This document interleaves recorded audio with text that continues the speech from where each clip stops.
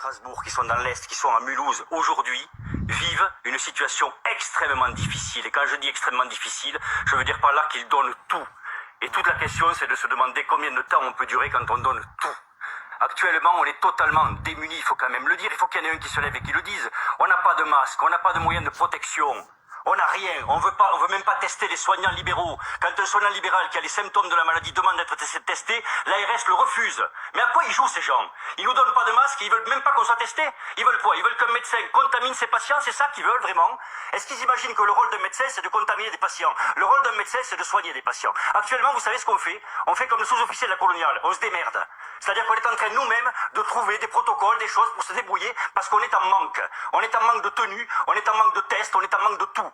Alors actuellement, on confine nos patients, on les voit par téléphone, uniquement. On cherche à même pas les voir en présentiel. C'est ça qu'ils font à Strasbourg. C'est ça qu'on va faire. Parce que la vague, on va la prendre dans la gueule dans une semaine à peu près.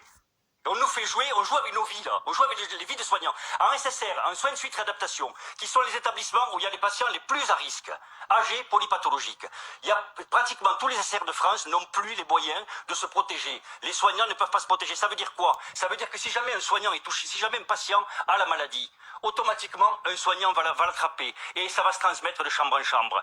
Ça va être véritablement une hécatombe de personnes âgées. Est-ce que c'est ça qu'on veut? Où sont les masques? Il y a un mois, je dénonçais ça aux grandes gueules. Un mois plus tard, 30 jours plus tard, on a le même problème. Donc les municipales, pour vous, c'est bien secondaire, on l'a bien compris.